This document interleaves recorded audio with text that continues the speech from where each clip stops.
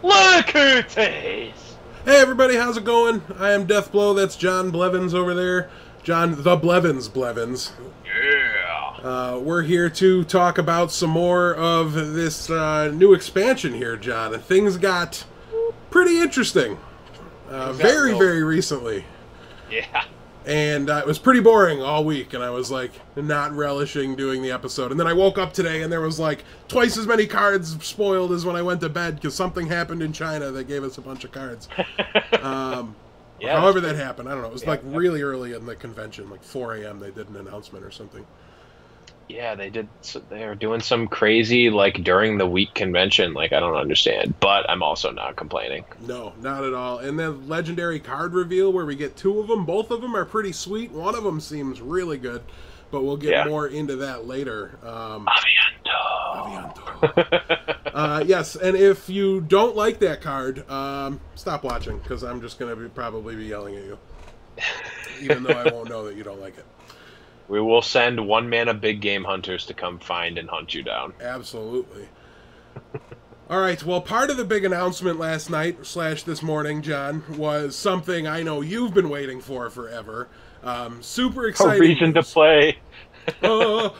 Yes, a reward for the grind, you guys. It's actually what's happening. We're getting ranked rewards. What they're going to do is they're going to keep track of the highest rank that you have achieved this season. And as we can see on the image there, the example is rank 12 is the highest that's been achieved. And now on the left-hand photo at the bottom, though, you'll see that's a rank 17 reward that they put through the random generator. They said, the highest I got was 17, what do I get? They got a golden common, the card back they were going to get anyways, and a little bit of dust. And on the right, you see, what is that, rank 5, I think it was. Which is, they confirmed to be the highest you can get. Are you sure? They don't keep, that's, I can double check, but I'm pretty sure they said 5, there's no reward past 5. Rank rewards do not increase past 5. Oh, well, apparently the page doesn't exist, so maybe it's wrong. This is just Reddit speak here. The link didn't work. Well, I definitely don't trust it, but it would definitely explain why they chose to show us rank 5. That was nothing I'd even heard of until now, but okay. I also... The community manager, Zariah, or whatever the person's name is, originally said you don't get any more stuff past rank 5, and then there was a tweet that said, to clarify, you will get a little more dust from rank 5 to 1. Okay, so your odds of getting, a golden epic versus a golden rare aren't any better after rank 5, but a little more dust. That's fine, I guess. I was hoping it would go to... That would explain why my tweet didn't get answered when I asked if it would get better as you climbed the legend ladder. Because they're like, no, if you're not going to read our article, we're not going to answer your stupid question. And I can support that. I don't think that was on their article. It was a tweet that I'm reading. Okay. Well, anyways, another thing I did find out that is confirmed about this is you cannot get a golden legendary from this chest. Yeah, it stops at epic. So fine. Yeah, you're going to end up with multiple golden epics, which disenchant for a million dust. At the end of this thing, if you keep playing for a while, you're going to get plenty of value. You'll be able to craft some golden legendaries. Don't worry. So yeah, really cool change. One I know me and John are both fairly hyped about, and as somebody that wants to golden out my collection and is officially broke again, this is a way for me to continue to do that past the first deck I was able to complete.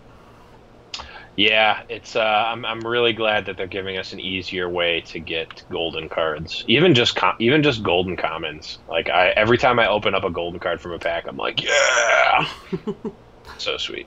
When I'm opening packs, I ask for golden commons and golden rares. Like I don't even ask for the golden epics and legendaries. I assume I'll have to craft those if I want them. So the fact that I can even get golden epics with this is pretty awesome to me. It's pretty sick. Yeah. All right. Well, that kind of not much to talk about with this, but a lot of excitement behind it. Really good. I am actually much more happy about this than the fact that there's a new set coming out. Like, I just wanted a reason to play past like rank 19. And there really hasn't been one for me in a while. Like, you already have the legend card backs. This just in, people, you're not going to get to BlizzCon with BlizzCon qualifier points from playing ladder. It's just not going to happen. No, you got to do it with tournaments and things like You've that. got to do it with tournaments, and either that or consistent. Like, you can't do it without tournaments, and also, like, the only reason that you would keep grinding the ladder points is to, like, supplement your, like, lack of tournament play. So... Yeah, and as somebody that streams, though, I will say, like, there is kind of just that incentive to keep grinding the Legend ladder already. Like, that's why I always wanted to do it. True. Because when I streamed and I was going for top 100 Legend, it was a lot more exciting and attracted more people than when I'm like, I might get rank 5 today. Who knows? Yeah, I'm like, oh, just cracked rank 19. Come watch the hype. And switch to heroes. And switch to just this stationary Donkey Kong figure just the whole time. Just, all right. Hey! I think that's what the Overwatch guy, isn't it? Yep, that's him. Hey! Can't remember his name, even though I just watched the trailers. We're gonna just have Donkey Kong be in here the whole time. It's probably an upgrade. It's just Donkey Kong. Well, John, we're gonna move straight into some of these cards here because there's a lot as well as some animation good going on. ones. Yeah, we got definitely got a nice setup here. Do you even watch the show, John? I don't. Yes. Neither of us watch the show. Well, we're gonna start here with the weapons, like we always do, starting, last week, and we're gonna talk about Argent Lance. It's a paladin weapon, 2 mana, for a 2 power, 2 durability weapon with a battle cry. Reveal a minion in each deck. If yours costs more, +1 durability. And that's a common theme. That's kind of a pseudo mechanic. Joust. Yeah, it's jousting essentially. Like the unnamed mechanic. Yeah, they named it, but it's not on the cards. Right. It was weird to me that they announced it like a mechanic, and then I just looked at the cards and it just explained it. Well, like it's like they do it in Magic. Like they actually did it the intuitive way this time. Like in Magic, they're always like I'm trying to think of an example. Do you remember Channel from Kamigawa Block? The discard a card and pay mana to do something? Yes. Okay, you didn't need the word channel there. You could just say discard this and pay such and such mana, do X. Like, you don't need the word channel there to show that it's an ability. Like, it's just there for flavor reasons. That's, like, basically what they didn't do for this. Like, it could say joust when this enters the battlefield or whatever, reveal the top card or reveal a minion from your library. If it's more, do this. They could just put the word joust there and have it be a keyword like they do in Magic sometimes, but you don't need it. Well, and it's Hearthstone too, so they could just put the word joust there and say, yeah, you'll figure it out. Right. But they didn't do that, which is, I guess, like, I don't know why they do it in Magic. Yeah, it's weird because every time they do it in Magic, I complain, and then when they didn't do it, I'm complaining again, so I don't know what I want. Yeah, I just mean because it's Hearthstone, though. Like, it's so much easier to get away with that, and you just, like, hover over the card, and the explanation comes up on the right-hand side, and that's where they can just put their text. Right. So that's just, it's like 5/6 of a mechanic. It's a theme. You're going to see this again, and it will give different effects and provide different things. But yeah, and I don't know. We're spending too much time on this, especially with how many cards we have to. Yeah, and we also haven't even talked about this card specifically either. Yeah, because it's super bad. What class is it? Paladin. Paladin? Yeah, it's like a Glaive Zuka. It's like a bad Glaive Zuka if you don't hit it, and it's like a slightly better Stormforged Axe if you do. I don't think it's that bad. Like, it's like a bad Fiery War Axe, right? Well, no, it's way worse than Fiery War Axe. But in the same sense, too, though, it's just, you have to compare it to, like, how good is Coghammer in the early and late stages of the game? It's super good, costs the same. And the same thing goes for just the whole overall weapons in the class. Like, it's already flooding the deck with weapons. Okay, cost 3. Coghammer costs 3. But you're not going to play this. It depends. If there's a bunch of, like, if Knife Juggler is dominating the format and you need an early answer to Knife Juggler, this is a perfectly fine answer to it. I don't know. I'm surprised you're even a little in on it, to be honest. I don't think we'll see this. Yeah. Have to see any play at any point. I don't know. Like, there's not really.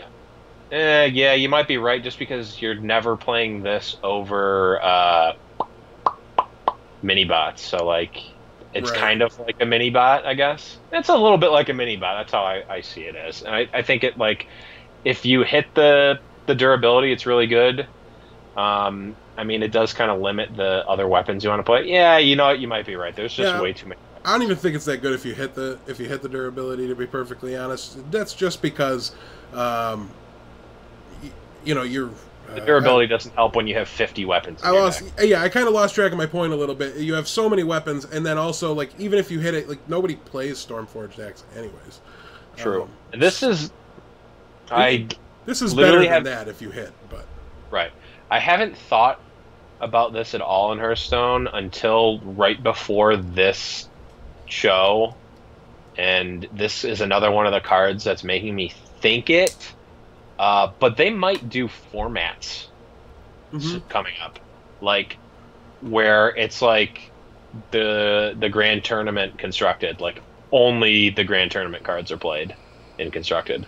Because a lot of these cards, like Argent Lance, like doesn't make a lot of sense to play if you've got, 500 better weapons in your deck if you have the shielded mini bot. But when you're playing with nothing but grand tournament cards, this card's probably really good in a format where there's nothing but the grand tournament cards. Yeah, You see what I'm that's. saying? I definitely agree with that. There's another card that made me think it too, and I can't remember what it was, but there's like a bunch of cards that are like, yeah, these cards are never going to get played. Or like all these like, well, we'll talk about them later. A lot of these legendary cards that are really expensive, it's like, some of them are going to get played, but like the rogue one in particular is like, wow, that card is really cool and has a really powerful effect, but that card will literally never get played in a format where you have Face Hunter, like even remotely playable.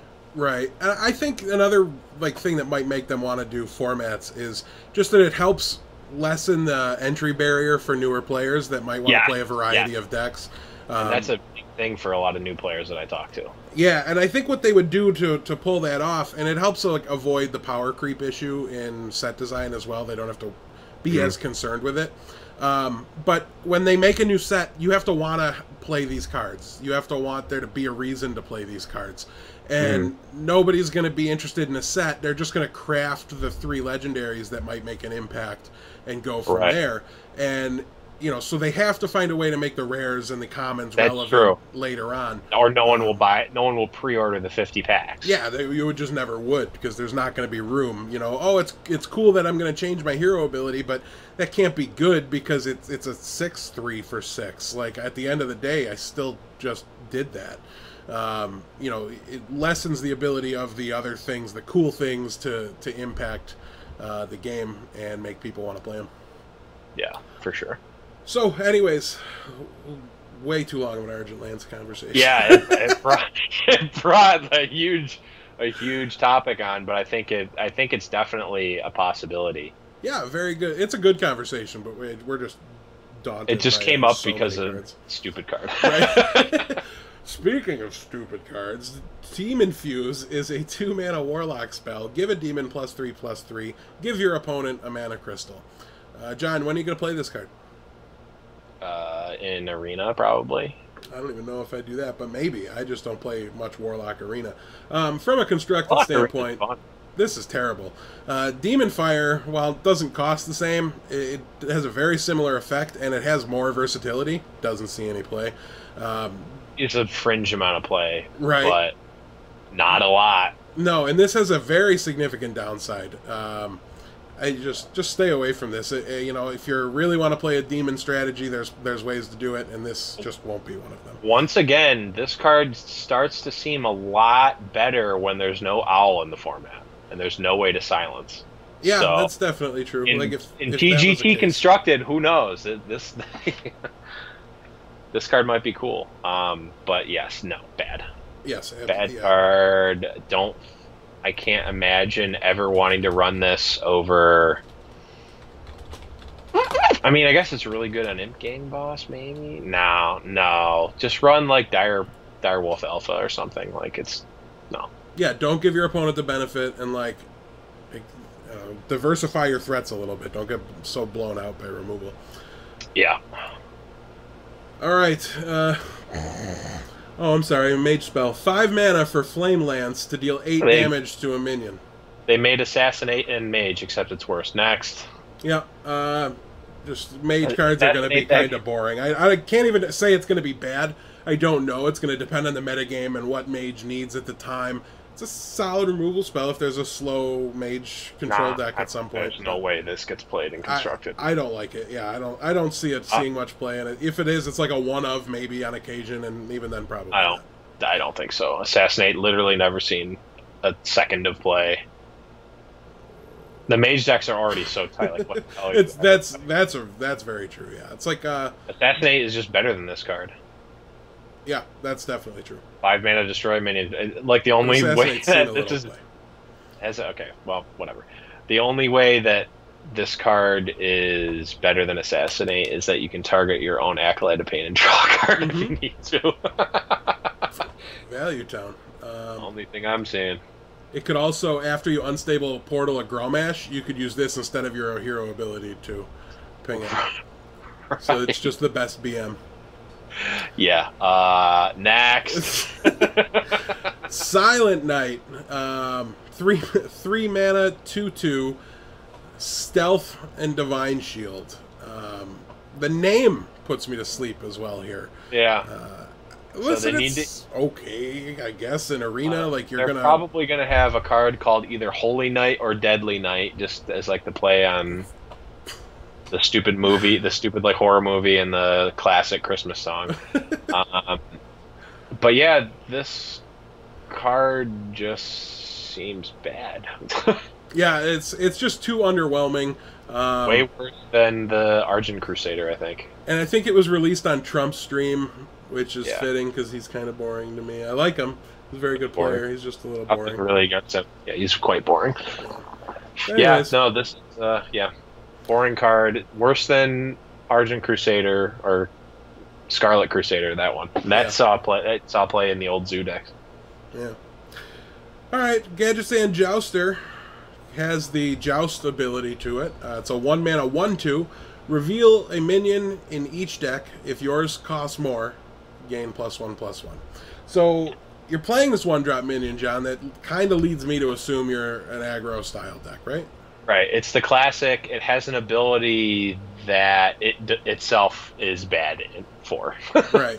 Like if you're playing more Gadgetzan Jousters, it just makes them all worse. Right. So he lacks synergy with himself. So that's always interesting. And at the end of the day, you get a Zombie Chow. Zombie Chow if you're lucky, and you're probably it's not even a matter of luck. You need to be really lucky because more than 50% of the time, if you're trying to fake you don't even win the tie. You're gonna lose. You don't even win the tie. Yeah. And you lose trades with every 2-drop in the format. Like, you know what I mean? I don't know. You don't trade up that well either as a 2/3. Maybe as a 3/2. Once again, in TGT Constructed, this is the Zombie Chow of the format, and is probably not the worst if you need early threats to be able to trade up. But in a world of Zombie Chow, I would probably rather play the Dragon in Priest than this card. That's rough. It's close because 1 toughness is so bad. That's if you true. Can avoid it. But also a 1/2 is really underwhelming. Yeah, it does 1/2 no abilities is. Although it actually doesn't have no abilities with a card that I'm assuming we're going to talk about later. The champion card, crowd's favorite. Yes, yeah, but that doesn't really count because even then yeah, there's better things you could play with that for I don't know, like Haunted Creeper or something. Maybe not with. Anyways, we don't need to spend any more time on that guy. Don't play him. Haunted Creeper doesn't have Battle Cry. Oh, okay. I was thinking of the other one where you needed to have a lot of guys. Yeah. Okay, well. That's Mookla's champion. That's my champion. Argent Horse Rider is the next one here. It's a 3 mana 2/1 Divine Shield and Charge. Yeah, 2/1. Like it's 3 mana, deal 2 damage to something, and then die to hero power. like Mm, a hero power and a I 1/1. do. I do really like. I really wish this was a. I actually wish this was a 3-mana 1/2 so that it would get pumped by Oh god, you would by say this, what Hobgoblin? Hobgoblin. Yeah. No, this just the like you said, the one toughness is so bad. So like you like. I guess this is exactly half of what's his name? To Northrend! I can't think of what it's actually called. 6-mana 4/2 charge, Divine Shield, like literally just cut in half. Oh, Argent Commander. Argent Commander. So that makes me think that maybe this card's playable, but I doubt it. Yeah, and even that, like, that's just gotten so far pushed out of the format by the power creep and the added variety. Listen, if this was 2 mana, it would be playable, but it's 3 mana, so it's not. Oh yeah, And it's 2 mana. Well, I guess like it makes you think because like if it were 2 mana, it's actually very good. it's 2 times And the Murloc. if it needs to be like 2.5 mana, right? Like it needs to. That's Like if it were that's where it would be like an option if you wanted to play something aggressive. Like maybe the aggro Pally would pick it up. If three it was mana, a 3-mana 2/2 Divine Shield charge isn't unquestionably powerful. 3 mana 2/2. It's just this with +0/+1. Yeah, you could make this a 2/2 and it might be playable. Perfectly fair card. Might still probably won't see constructed play. It's still decent. Yeah. But Hey, buddy. Mookless Champion, Yeah, yeah. buddy. So Mookless Champion is a 5 mana 4/3 beast with Inspire to give other minions +1/+1. It's a shame it says other. It would be way cooler if it pumped him. Oh, if it pumped him, it would be sweet. Yeah, but it's a beast. Token decks. It's a beast, and that's super relevant because as he's talking about token decks, Haunted Creeper would fit into a token deck. That's a beast. Now you've got all these token synergies, and maybe you just play the 5 mana 7/7.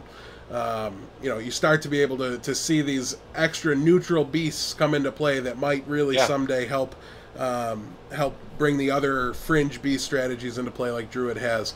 I don't think this is actually going to be a big impact, but it's an outside chance. I mean, if it goes unchecked, and you don't need to do a lot of work to make this like a quartermaster, right? Like you just play a turn and a half if you can use your hero ability twice. No, I understand that, but it's still got potential and it's a common, so yeah, if it was a 3/4, I think I might like it more, but for sure. It's or if it were 4 mana 3/4. Yeah. Dies the Wrath, which for some reason I think Druid's going to be really popular after this expansion. It might be. Well, also dies Lightning Bolt and crack no matter what. But what did you say your favorite part about this card was? And what's the most important thing? The fact that it is a gorilla riding a hippo, like obviously best card in the set, not close. Automatic Golden Craft. Next Yep, card. I already crafted it golden. I actually messaged Ben Brode and he said, "Oh my God, yes, Brave! It's Brave." Yeah, Brave Archer. The Disney movie. I don't know what you're talking about when you say Disney movie, but Brave Archer is a 1 mana 2/1. You actually don't know what I'm talking about? I have no idea. Just Google right now Disney Brave. Okay, I'll save you the time. The character looks exactly like this one. Gotcha. So she's an archer. She's an Irish archer with red hair, like that. All right. Well, I guess I get your reference then. The movie's called Brave. Inspire on this card. I'm sorry, I'm just going to do it again. Brave Archer is a 1 mana 2/1 hunter card. I'm sorry, I almost said warrior. The ability here is Inspire. If your hand is empty, deal 2 damage to the enemy hero. So I hadn't actually seen this card before. Oh yeah, it's really bad. Oh my God, it's insane. Insane? You kidding me? If your hand is empty with this 1-drop? Yeah. Yeah? Play Just Leopard. leave it in there. Just play Leopard. Yeah, you're playing both. All right. Yeah, it's probably pretty good. I wasn't sure if you were serious or not. I was for a second, and then I thought about it. I literally haven't used this card before right now. Yeah, it's one like the Inspire. If you can hit it, awesome. But like, how often do you actually draw that card with Quick Shot, guys? That's true. It's a really good point. Think of it that way, because that's how often you're going to get any extra value here. I mean, you could probably like make your deck like omni aggressive, just like go all in, like 1-drops and burn. Yeah, No. maybe there would be a super face hunter that could pull it I off. mean, this is the type of card that would like this card's the payoff, right? So I'm not like it's not as good as I initially thought it was 30 seconds ago. It's not as bad as I then thought it was 15 seconds ago. It's about what I think it is now 2 seconds ago, which is possibly a new deck definer, but probably not played in any current iterations. I would be, I don't know. I would rather have the spare part. I'd rather have the guaranteed 2 damage when my guy dies. I just already, there's so many one Playing drops I'd all rather those play. cards, you're probably playing all those one drop In cards, the, and in the like all-in suicide, get my hand out there deck, definitely. I yeah, would play I mean it. this card's part of the payoff. Quick shot, etc., etc. It's super smart. Anyways, moving on to a boring rogue card, we have a Shindo Pan Cavalry. Is a 5-mana 3/7 with combo plus 3 attack. A fairly decent body. I mean, this works out to, and you're probably going to be able to combo this. Yeah, your Boulder Fist Ogre for 1 mana cheaper. Is that playable? Not out of the question, I guess. Like you combo this out on turn 4. It's pretty big guy. Would you rather have the ability to play Harrison and potentially have that on turn 5, or play Lothar? Those are both definitely. Well, Lothab not so much, but Harrison's definitely format dependent. Yeah, that's definitely true. The meta is Lothab. The thing is that you don't necessarily want to jam. You don't necessarily want to slam Lothab on turn 4. That's the problem. Yeah, I mean that's definitely true there, and they're both cards you don't necessarily want to just jam out there. Right. So if you're just playing something where you want a body out on whatever turn on turn 4, let's see, you have a weapon up because you made it on turn 2. Turn 3, you do whatever. Turn 4, coin this guy out, have a huge body. Turn 5, you've got a pretty resilient body to put your oil on, to put all your other stuff on. So I'm showing John the card, and I don't have it to show you guys. But Ogre Ninja is a 5-mana 6/6 stealth with a 50% chance to attack the wrong enemy. And to me, the biggest issue with Shindo Pan Cavalry is that this card exists. And I've always thought, and when we spoiled it and talked about it on the show, I talked about Ogre Ninja as something that could potentially have a serious impact. I compared it to Ragnaros on a power level, and I don't necessarily disagree with that stance to this day. I just don't even play Ragnaros that often anymore, right? So, right. This has a similar effect, and I think I would rather go Ogre Ninja, but it's really close. And one of the main reasons is the word stealth.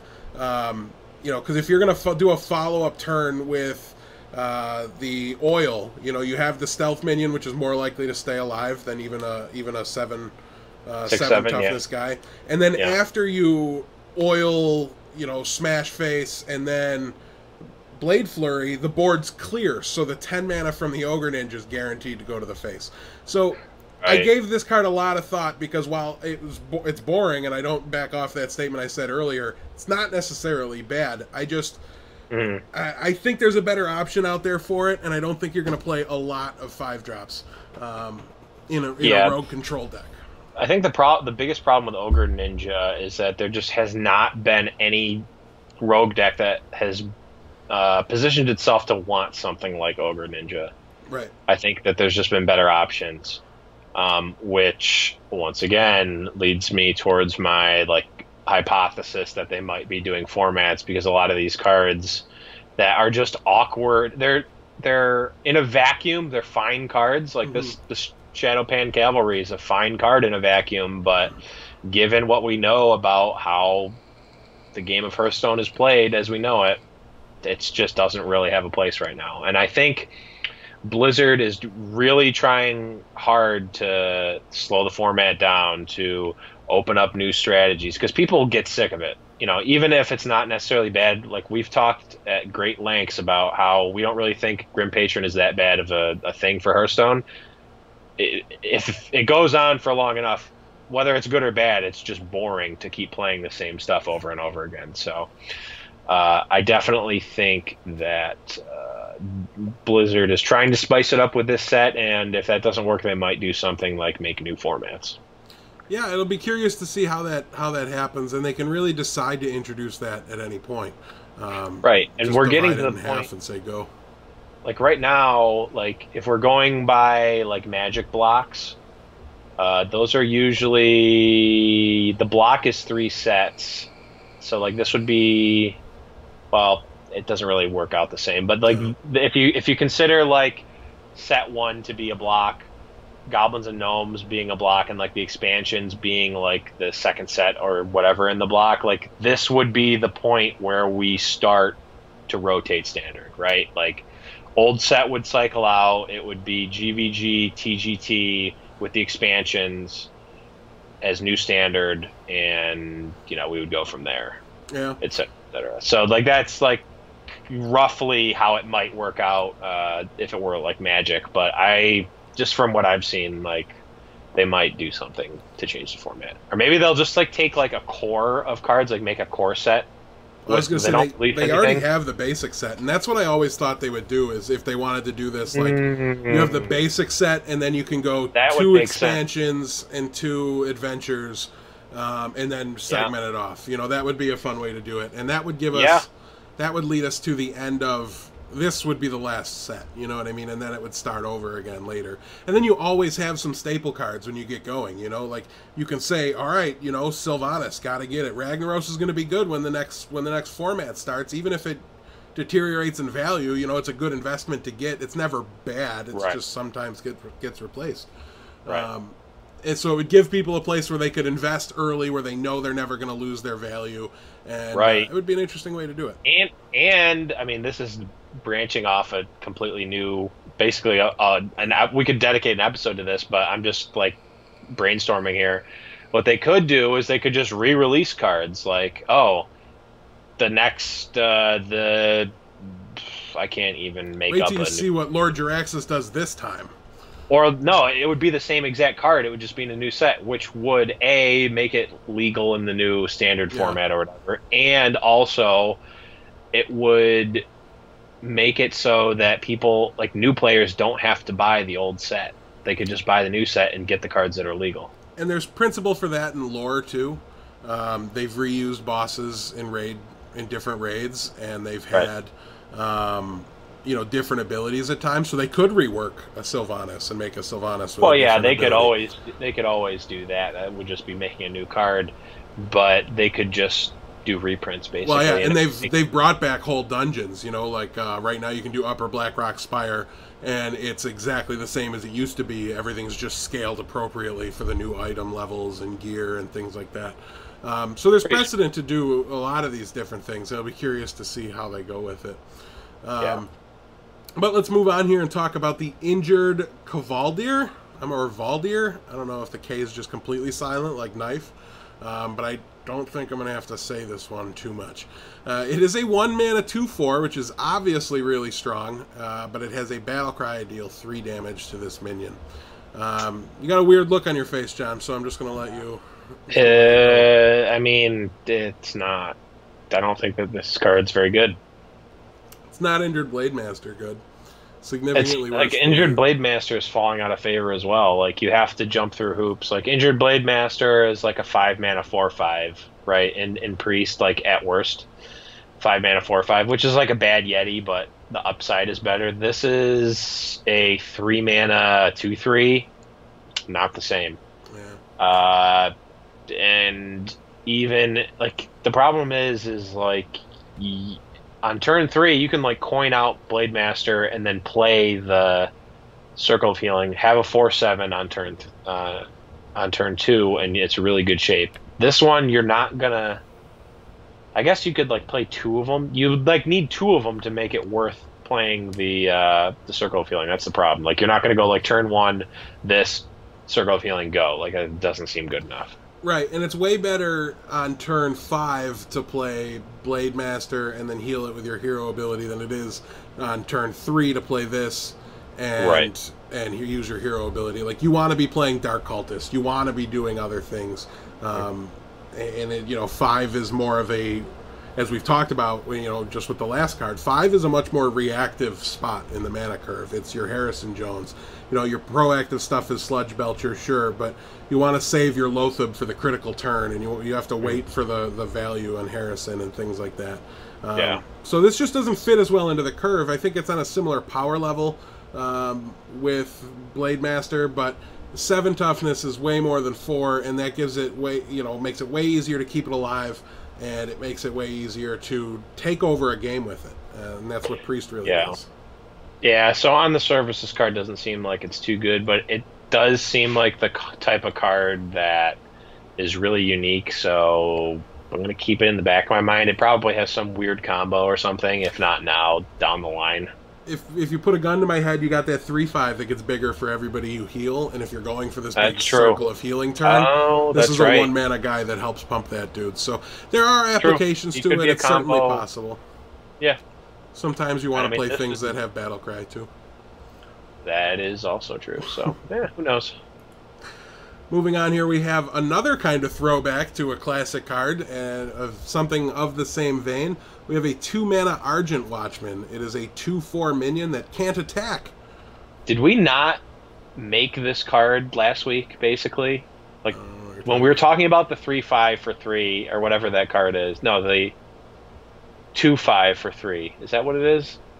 That card that says Inspire, return this to your hand? Oh, we made the inverse of this. Okay, you remember that card, that bad card? I remember the bad card. I just don't remember the conversation. And we were talking about, like, if it were a 2-mana 2/5 or whatever it is, it would be really good. And if it said you can't use your hero power, that card would be really good. This is, I guess, like the inverse of that. So disregard my statement, but... Either way, I mean, this card's... I think it's got a chance to see some play. It's going to need a niche and a home, much like Ancient Watcher does now. It's a little more versatile because you can activate it much more easily. But I think there's an opportunity here, John, for some sort of Druid deck to come out that really focuses on playing the minion, a Watcher-style Druid that then just plays Wailing Soul. So it's possible. I'm not thinking it's going to happen. But yeah, the problem, I don't necessarily disagree with that deck. I don't know if this card is a big enough payoff to be like, okay, this card tips the scales. Like a 2-mana 2/4 is just like, meh, it's all right. It's decent to be proactive with it, though. Because if you play it on turn 2, it answers their turn 2 Knife Juggler very well. So. Yeah, but it doesn't do anything to their 2/3. They can use their hero power twice or whatever. Like, it doesn't do anything to their 2/3s. It also, like, if you're playing it in Druid, like, Druid's hero power is so bad. Like, who cares? Like, it's true, but the hero power does help make up for your other flaw, which was that it... Right, that's true. I mean? It's not great. But then you're playing, like... The problem there is that, like... What do you do? What are you doing on turn 3 then? So, like, you play this on turn 2, and then it's like has overload too, basically. A little bit. Yeah. No, I don't like this card. Play the guy that makes your hero ability 1 less. No, she costs more, right? She's a 4-drop. She's a 4-mana 2/6 or something. Yeah. Anyways, it's going to take some awkward deck. You're going to have to scheme to want to play this guy like you do with Ancient Watcher, but it's for 2 mana. Those are good stats. I can't complain with those stats. So, I want to see a 2-mana 3/4. I can't say no, but I'm not going to predict it or expect it. I'm just throwing out the best way for it to happen. I think I can see no. Blevins is calling it. I like it. Moving on here. Card I have a very strong opinion about. Spellslinger is a 3-mana mage minion. It is a 3/4 with Battlecry. Add a random spell to each player's hand. John, you talk about this one first. Card seems real bad. Okay. Traditionally, we agree. Traditionally, anyone that's ever played Magic the Gathering, and we obviously reference this all the time, you need some way to break the parity of parity.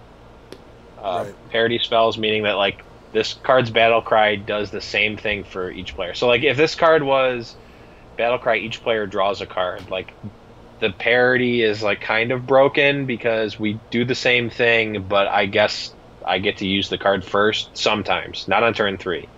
So really the parity isn't even there. Like Cold Light Oracle, like you don't see people playing Cold Light Oracle as a value card because you don't have a way to break the parity and you're just helping your opponent. If anything, they get more of an advantage than you do, and that's the same thing here. Also, like you want to just play a 3-mana 3/4. You don't want to you want to play a 3-mana 3/4 as like just like a value dude. Like just play Spider Tank, and don't like randomly give them lay on hands so that you can never win later, or like give them a fireball or like something stupid. Like the add a random spell to each player's hand has to be a minus EV play in the long run. Like it's gotta be. And and this is just like a regular dude. If it were like a 2-mana 3/4 or like a 3-mana 4/5 where like, you know, each player gets a random spell, but you get a really big dude, like all of a sudden you can start justifying playing this card. But as is, no, this card's bad. Yeah, I'm completely in agreement. Like, there's just no reason you want to be doing this. For a 3-mana 3/4, you don't get near enough to make it worth giving your opponent potentially such an advantage. And here's the other thing is, like, why don't you play Cold Light Oracle on turn 3, right? Because then you just give your opponent the chance to use the added spell or the added thing first.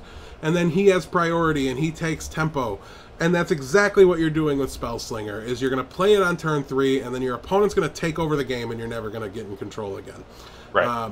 That's really just all there is to it, and I don't see any reason why people should be trying this.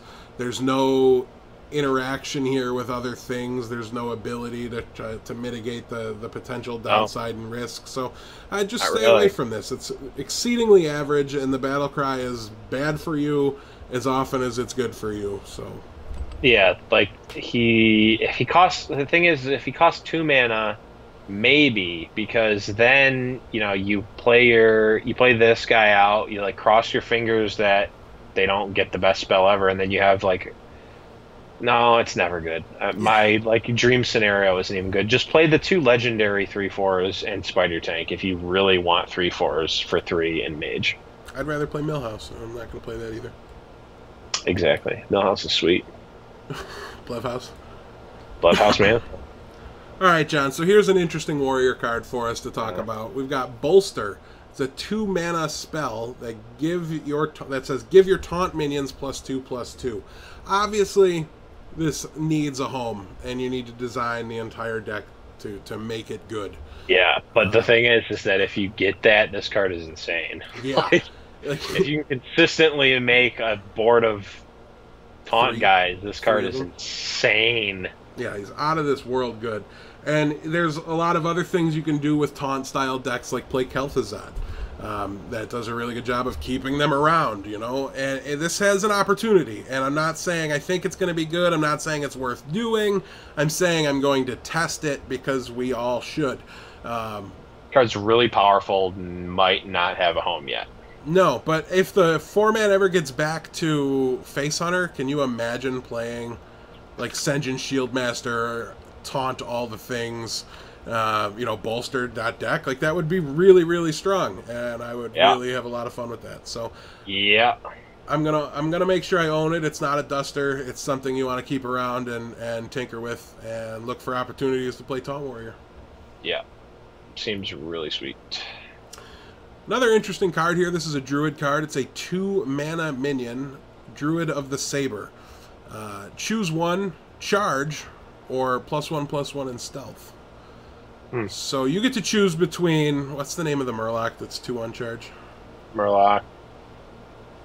The Murloc. The Murloc. So you choose between that guy, which is a passable arena playable. It's a fine card, I guess. It's a fine arena card.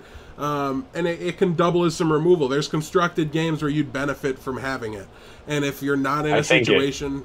Go ahead. Singles as removal. Right. It's best as removal. You're not playing that guy as like a... No, not the Murloc. Yeah, you're just going to save that one for removal. Yeah.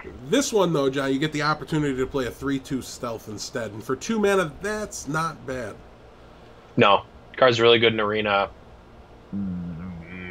Maybe constructed. Maybe it's got both of its modes are good in different times, which is kind of rare for these types of cards for Druid. Like the only other one that really the second mode ever sees play is gain 5 life instead of drawing 2 cards. Not me, but sometimes people gain 5 life instead of drawing 2 cards. This one, I would say it's going to be like 60-40 at best, but probably closer to 50-50. Yeah, and I do think this is going to end up seeing some Druid play. It's not going to slide into the late game ramp Druid style decks, where you're going to see play as the mid range Druid, the token Druid, and listen, it's got stealth, so you play it and then you plan your Force of Nature turn, and that's how you need to think of it. Is even late game, it preempts that turn by putting a guy out that's then going to be 5 damage. So look, keep an eye out for him. You're going to see him. Another one. Don't dust it, but you're not going to be it's not super good. You're not cramming it into every Druid deck you play. Also, for what it's worth, just don't dust your commons ever. Yeah, there's really like almost no reason to do that. There's some of them that are bad enough that just go ahead and go for it, but there's not a whole lot I've done it, but there's really not a whole heck of a lot of reason to. No. All right. Moving on, we have an interesting card here as well, John. If you notice, I plan this out. They get a little more exciting as we're ramping them up. We're ramping it up. It's not a ranking. It's just a general grouping. We have the Armored Warhorse here. It's a 4-mana 5/3 beast. A battle cry: joust your opponent. If you win, it gains charge. Neutral beast. That means automatically has to be talked about. Yep. Fits well into that Druid beast style deck that we're watching for so much recently, because Druid's going to tend to play a little higher converted mana cost than most decks. So, what do you think? Yeah. If you can reliably, here's the problem. I'm thinking of Leroy when I think of this card. It's got the same stat conversion as Leroy. Obviously, you want as much of it on the front as possible, but they're not gonna create another Leroy. This is the old mana cost Leroy, which is sweet. So a 4-mana 5/3 charge, just that is probably very good. A 4-mana 5/3 sometimes charge, not as much. It's really going to depend on what that sometimes is, I think. Yeah. And if you're playing like a face hunter or like an aggressive strategy, the sometimes might not be so high. Although, no, it just doesn't seem like it's going to be that high. Because you're really not playing any expensive minions in that. Like, you're only really ever playing you're not even going to play a Dr. Boom in that, so you're just going to lose the joust to your opponent's Dr. Boom or whatever. Right. So, after greater thought, probably not going to end up being good enough, but it's a beast, which is good. It is a minion that has a high power and has charge sometimes, which is definitely worth thinking about. So I'm going to keep it in the back of my mind, but I'm not counting on it. I'm in the same boat. I think it's kind of interesting to think of this as and thank you for somebody giving me this in chat, a Bluegill Warrior style removal spell for a very late game control deck. A control warrior or an Avianto deck might. I love it. I'm all in on your make the joke for one person in the room that might get it, and if he gets it, he'll love it. Or she. That's true. But we are on the internet talking about video games, so I make an assumption. My apologies. But Madam Thin Mint is here. She is. That's definitely true. I know there's a higher percentage of girls that watch our group of streamers streams than I think is normal. Sure. But anyways, this will have an interesting opportunity to kind of take down somebody's Sludge Belcher or something like that in a control style deck. I don't think it's going to happen, but nonetheless, it's something that can be considered, especially for maybe a newer player trying to get into the control game. That's something to think about once you have the legends, but maybe you're lacking some of the epic removal spells and things like that. Also, this is not even that good at killing a Sludge Belcher. It just hits. It just trades for the first half. It trades, right, but I mean, you spend a little less mana, and you still get to use your hero ability if they went first. Now you're you know what I mean. If you went first, it's possible. Really, outside corner case, maybe chance. Where you'll see it played is if the fact that it says Beast becomes relevant. Yeah. Master Jouster here, John. We have a 6-mana 5/6 common rare, or not common rare, rare, and a neutral rare. Battlecry, joust your opponent, and if you win, it gains Taunt and Divine Shield. Huh. Yeah,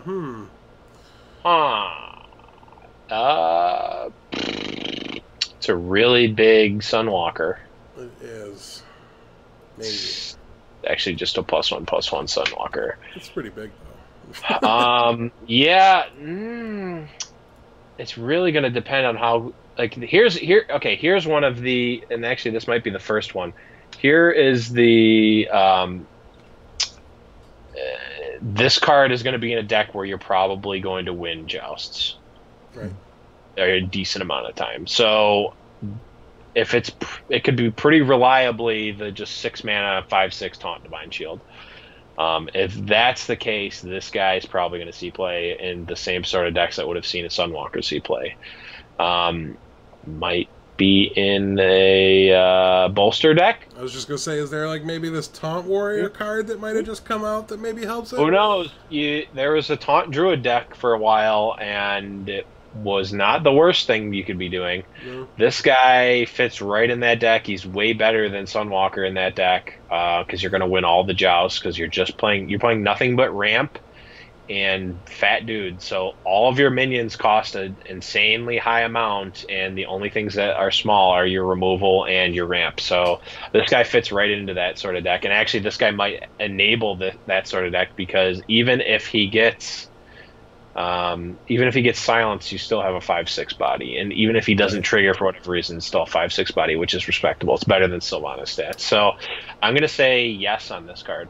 Yeah, it's not devastating if you lose this joust. It's just unfortunate, and everything you said, I agree with. He wants to be played in the style decks that lend itself well to the jousting abilities. So.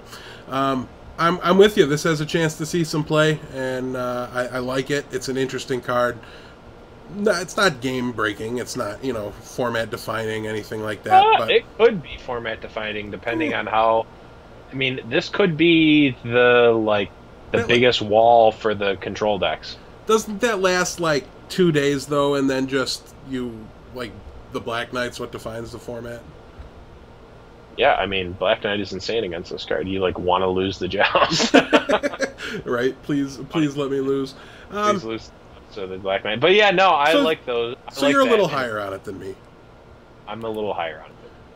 Yeah. And once again, if they wipe the format and you can't use the old set, this card doesn't have a great answer. There's not a great answer to this card.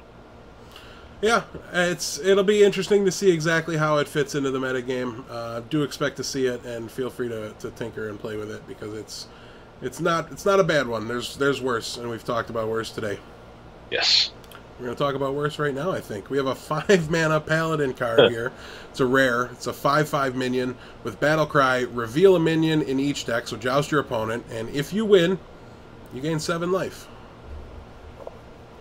Any thoughts here? Better stats, way worse ability than Anti-Keelbot, and I think you play Anti-Keelbot for the ability and not the stats. However, you could just play you could in theory play Holy Light or whatever that card is called, the 2-mana gain 6. Right.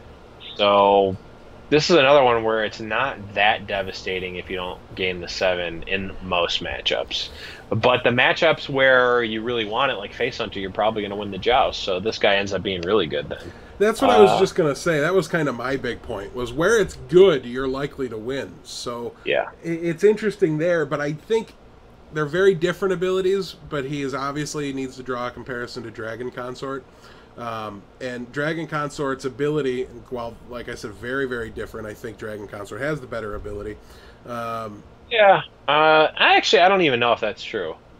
they're so different. They're very difficult to compare. Right. If better you mean more powerful in the vacuum, I would say yes. If by better you mean more relevant to most formats, I would say no.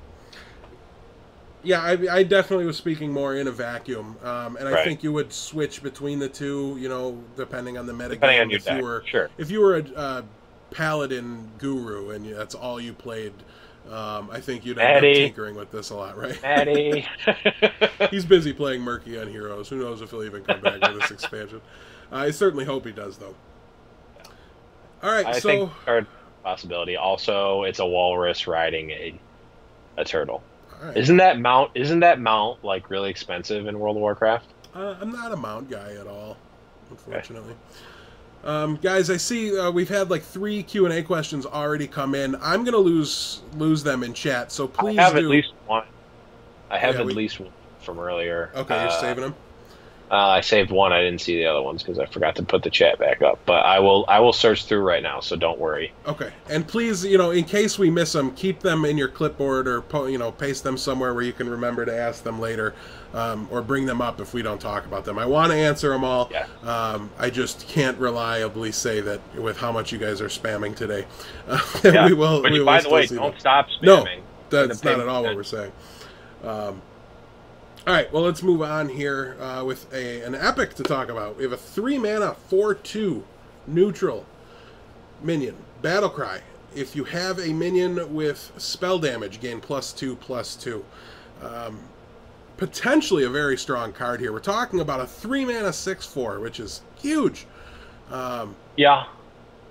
It's definitely not a super likely scenario that you're just going to have this 2-mana or 1-mana spell damage out there, but is there a 1-mana spell damage? I don't think so. I don't think so either. And at 2-mana, you've got Thalnos, you've got Kobold, and you've got the hero power from Shaman. So there's a chance you can curve out, and if you do, that's pretty insane. Yeah, it's also not a terrible minion to just play a 3-mana 4/2. It's not great. It's not something you want to be doing, but it's feasible. There are times you do it with BGH, and the upshot is phenomenal. If you can go, this might make Geomancer playable. It is that good, but it was a little boring. I don't know. I was a little upset with this one. I saw the epic. I got really excited, and then it was just. But it's just really niche, right? And I think it has the possibility for sure. Plus, you can also just play a bunch of more spells that do damage. You could just throw more. You could probably build a face shaman, spell damage shaman, maybe. Yeah. Who knows? Totem spell damage shaman. We got there, boys. We got there, boys. And there's times later on in the game where you can just choose which totem pops out too. That is also true. That'll be terrible, right? I'm pretty sure this card is in the same boat as what the hell is that card called? The one where you +2/+2 to all taunts. It's really powerful. Might find a home based around it, but right now, who knows? Yeah, we'll have to wait and see. So we will move on for the meantime to the crowd favorite. Calm down, chat. I know you're all super, super excited. Crowd favorite is a 4/4 for 4 mana. Whenever you play a card with Battlecry, gain +1/+1. An interesting card. Battlecry minions are inherently good because they're added value to their frame. So that's definitely strong. It says when you play a card with Battlecry, not when you summon a minion with Battlecry. So I think that's important to note as well. If you play Dr. Boom, you don't get +2/+2 from each of the boom well, no, those have Death Rattle anyway, so you would get +1/+1, but only from the boom. I was thinking Death Rattle in that case. Yeah. But nonetheless, an interesting card. I personally don't think it's going to be that strong. No. I just compare this to Questing Adventurer, and you are way lower on this card. like the more mana, like it has better stats, obviously, but not that much better stats. I mean, it's close to a Yeti, so maybe, but you need to do work. You need to do work. So I'm gonna go ahead and I'm gonna pass on this card. I don't think it's where I want to be. I think you can dust it. Like if you really need things and you know what I mean. There's a lot of cards you need. I think you can actually go ahead and dust this guy. Yeah, you're probably gonna be fine dusting it. Like you're always gonna be fine dusting it if you're crafting something like Boom, like just an automatic like Windmill Slam legendary. Like you can feel great dusting this. I don't know. It just seems like it's way harder to get like epics than anything else. I don't know. It's just a psychological thing. Like it's like, oh well, I need my Blood Knight, so I'm gonna craft this epic. Like I don't know. You can probably I'll agree with you. You can probably dust this, but I am weary about jumping the gun on dusting epics and legendaries. Yeah, listen, don't be in a hurry. Like, you have to literally be just about to craft something amazing, otherwise don't do it. Yes. But, you know, it's not something I ever expect to see considerable play, and anything I think you're going to be really kicking yourself if you do dust it. So, it's an option, but with all cards, don't dust unless you have to. Just save them. You never know. Yeah, don't dust them until you're literally trying to craft something like, second. I think I dusted 3 golden battle rages in my day. Like, you know what I mean? And then it's all of a sudden... Never dust golden cards, ever. Yeah, then I'm just stuck crafting them later on, and it was just terrible. I'm definitely all in on the never dust golden now that we can unlock them so easily, and they'll come to us that way. That's going to be really... I'm so excited about ranked rewards. Yep, it's pretty sweet. John, Rogue's got a new spell. It costs 3 mana, and it's called Burgle. It's got a super fantastic artwork. I'm sure you love it. Yes. Got the hamburger on it. It's pretty But the spell says add 2 random class cards to your hand from your opponent's class. We've had similar effects. It's a little baby Nefarian. That's not the card I'm thinking of. I'm thinking of 2 cards that are almost strictly better than this. Thoughtcast and Arcane Intellect. Or Thoughtsteal, and I'm thinking of Thoughtcast. Thoughtcast, the affinity card, is way better than this.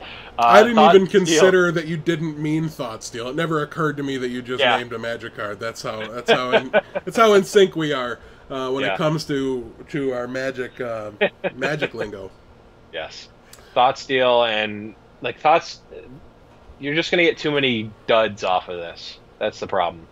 Yeah, we've had similar effects, and we've talked about these things like with the Nexus Champion Sarad. You know, spells are better than cards. Okay, I believe that to be true. Spells are better than minions? No, getting a random spell is better than getting a random card. From your deck? It's not what this does. This gives you... It adds 2 random... this gives you class cards! Yes, this does not take from your opponent's deck. Okay, no. I thought it was class spells. So you could get minions from this. Yes. Okay. My opinion of this shifts significantly. It's right, because now you can spike Gromash from the Warrior. You know, you can get Savannah Highmane from the Hunter. You're probably favored to get at least 1 minion. I'm just assuming, and you're probably pretty likely going to get 2 minions. I'm closer in a vacuum. This card's much more powerful than I thought it was. I don't know if it has a spot in a deck right now, but it is possible. If there's like a rogue control deck. Well, I think it's clear they're pushing that too, and we're going to talk a little bit more about that as we get to the second last card we're going to talk about today. The problem with this is that like Rogue's card advantage comes from tempo, cheap spells, and then like sprint, like prep sprint, which if they weren't playable, this card probably ends up being a lot more playable. That's just really weird that a lot of these cards seem like beating that dead horse. Yeah, I mean, maybe, I didn't even think about it until before this, but it's like every card is like giving me a clue that they might do that. But card's probably decent, but probably doesn't have a spot in the metagame right now. Yeah, listen, I think they're pushing. You know, we've had the weapon that makes them rogues want to reuse their hero ability over and over again.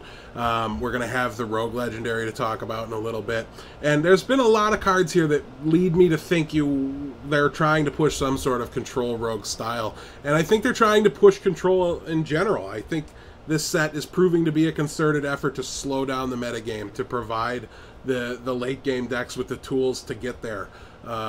And, you know, when they do that, they make more room for those counter control decks like Rogue and things like that, that definitely can survive and do well. You know, the board clears Rogues have just work so well against control decks. You know, and they stack up a couple powerful legendaries because they Avianto'd some into play or something like that, and then you just get to wipe them all with one big Blade Flurry. Then, yeah, you know, it's a definite good strategy when you're trying to Rochambeau and counter your opponent and level, you know, metagame the metagame, if you will. So we'll see if it pans out. I think you're going to see this maybe as a one-of if that deck comes into play. I'm certainly going to test it as that, and then if it proves very good, maybe I'll try it out as two and see if it keeps giving me positive results. But yeah, I also bet that the golden version of this card looks sweet. Like he's probably like prancing or running. It's probably awesome. I mean, it has to look super fantastic, I would think. It's so bright and colorful already that if you make it shiny, my eyeballs might melt. Yeah. Moving on here now, we have a Shaman card. And, John, Shamans have been getting a lot of love in this set from what we've seen. Some really aggressive minions. We've liked the direction that that's headed. I love what you level up the Shaman's hero ability into. I think it's game-breaking. And here's this card. One of the things that Shamans always lacked is card draw, John. And now we see this 2-mana spell, Ancestral Knowledge. Draw 2 cards, overload 2. This is a card that drastically improves the value of Lava Shock, I think. I think that the value of Lava Shock is so low as of now that it's incredibly possible that you play this and don't play Lava Shock. But this is something the class has needed, and while in and of itself as a whole the card's not better than Manatide Totem, I don't think anybody's going to tell you that it is, because Manatide Totem takes over games. This card just fills your hand up a little bit, but it's always needed that Arcane Intellect style card, the dig for an answer. You know, it's getting bad, it's getting bad. That you get right now, yeah. Right, and I'm curious what you think this might be able to do for a control style Shaman. Yeah, it's tough because it's really not good in the early game, right? Like, you have all your plays up into the early game, so really what you want this to do is refill your hand in the late game, which it really doesn't do. You'd rather pay, you know, 5 mana and draw 4 cards or something. Like, you'd rather, maybe not that much, but you'd rather pay more to do more. You don't want the low cost. Like, you play this on turn 2, you like skip your turn 3 or play a 1-drop, like, and then you have a lot of options for the next few turns. I don't know. Like, not I guess playable on 2 mana. I don't think you play this as a turn 2 probably card. Not. So just like hit your hero ability. Grab a totem. Yeah, you can get your cool Lava Shock turns, but Lava Shock is so low power, it's probably not worth the slot in your deck. The comparison to Manatide Totem is probably a pretty good one, except that you can just get a free Manatide Totem with that 3/2 for 3. That card is insane. The card is stupid. Yeah. And then it's like, okay, well, do I want to play the totem? Do I want to play the totem deck, or do I want to play like this deck? The problem that I think a lot of people have had with Hearthstone since its inception is that people only think that there's one way to get card advantage, and that's by drawing cards, and that's just not true. Like, you can get card advantage from other ways, and I think Shaman, you know, doesn't have raw card draw, but it has other ways of getting card advantage and creating advantage or creating tempo. So I don't know. This card will probably see play, but it's probably not going to be the best. Yeah, listen, I'm going to defend it a little bit because I do think it's really good, and I think it fills a big void in the class right now. And here's why. Because on turn 10, when you're top decking against your opponent, you draw this, you hit Dr. Boom, you get to play it. Cool. Same thing with the other cards. You know, the Alakir, if that's going to save you, it costs 8, so you can still play it. Yeah. and you can also play the Neptulon. So it's a quality card to draw late in the game. True. It also digs for the silence. You know, you need the Earth Shock, gotta have it. So it allows you to dig for that a little bit. Not a great card, but it's needed and it's solid and it's playable. So I think you're gonna see it make its way on, into seeing play on turn 4 if you're playing the Unbound Elemental that gets bigger when you overload.